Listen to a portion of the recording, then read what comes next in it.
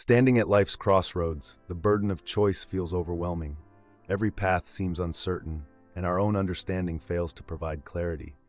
Proverbs 3:5-6 speaks directly to this moment. Trust in the Lord with all your heart. This isn't passive hope, it's an active surrender, a release of our need to control outcomes. We cling to plans like lifeboats, our resumes, 5-year goals, and logical pros-cons lists. Yet Scripture warns against leaning on our own understanding. Why? Because human wisdom has blind spots.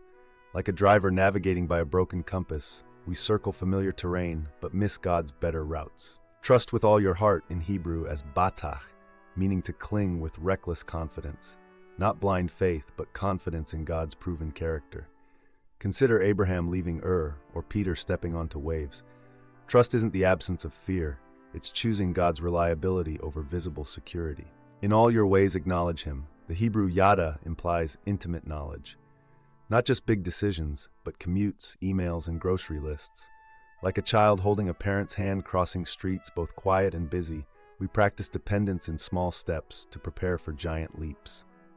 God's straight paths often feel anything but linear. Joseph's pit to prison to palace route confirms this. Straightness refers to divine alignment, not human convenience.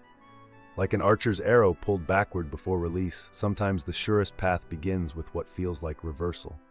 God speaks through Scripture's clarity, Psalm 119:1-5, peace that guards hearts, Philippians 4:7, and wise counsel, Proverbs 15:22. Like a symphony tuning to a conductor's pitch, we attune to multiple confirmations. Test impressions against God's unchanging character. He never contradicts His word. When answers don't immediate, we face the test of timing. Habakkuk 2:3 reminds us visions have appointed hours. Like farmers who trust dormant seeds, we must distinguish between God's silence and His no.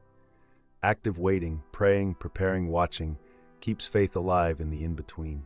Looking back, we see how God connected disjointed events, a missed train that led to a divine appointment, a job loss that birthed a calling. Like viewing a mosaic, what seemed random up close reveals purpose from God's perspective.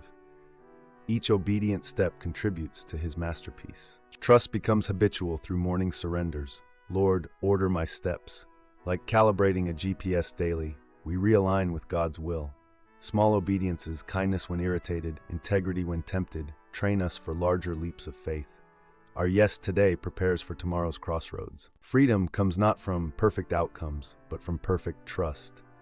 The person in Proverbs 3:5-6 walks unshackled by second-guessing because their security lies in the guide, not the path. Like a child sleeping in a moving car, we rest knowing our Father controls the destination. Your next step? Just trust.